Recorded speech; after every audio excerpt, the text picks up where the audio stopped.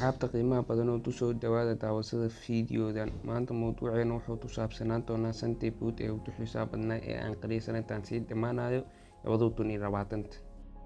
Sida jirkeena uu u baahan yahay cunto ayay maskaxdeena u baahan tahay wax akhris.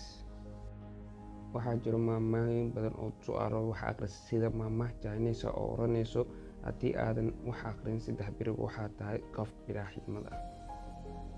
Haddii buug akhris waxaad faa'iideysaa erayo aadan ugu maqlin, fikrado cusub, talooyin wanaagsan iyo khibrado iyo waxyaabo badan oo aan la soo toobitay. Buugga dhawaad maanta inaan liwada waxaa qoray qoraalada weyn ee reer Hindiya si fikir oo ah dhiirigeliye. Buuggan waxaa loo turjumay inta badan 15 luqadood waxaana luqadda Soomaali u turjumay Dr. Jaamac Sahal. Waxaana buuggan uu ka kooban yahay inta badan 300 oo page. Qoraalada ayaa buuggan dadaalaya sida u noqon kartid qof duuleystay, wuxuuna soo qaadanayaa dad badan oo duuleystay iyo waddooyinkii ay mareen. Waxaana chapter walba dhammaantiisa dheeraysaa su'aalo ku anfaca oo waxtar. Buugga labaad aan rabo inaan la wadaago ayaa ah buugga dhaxal Dad Farod oo qoray Brian Tracy oo ah motivational speaker u dhashay dalka Canada iyo America labadaba. Buuggan ayaa ka kooban 22 chapter oo qoraalada ka hadlaya sidaad u horumarin lahayd shaqooyinkaada iyo sida ay u muhiimsan yihiin.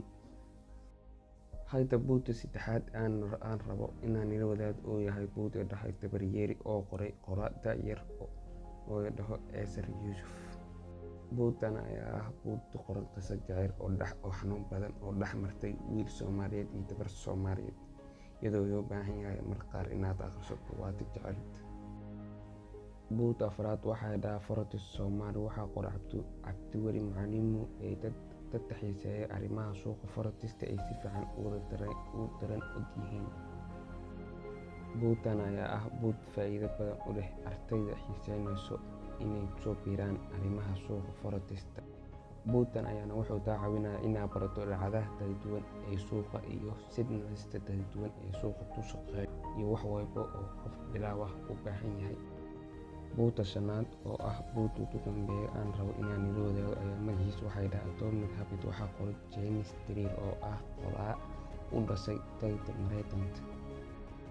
Buuggan ayaa qoraalada wuxuu ku sharxayaa dabeecadaha bini'aadamka sida iska beddelaya dabeecadaha xunxun ee aad joogtayso una beddelaya dabeecado wanaagsan.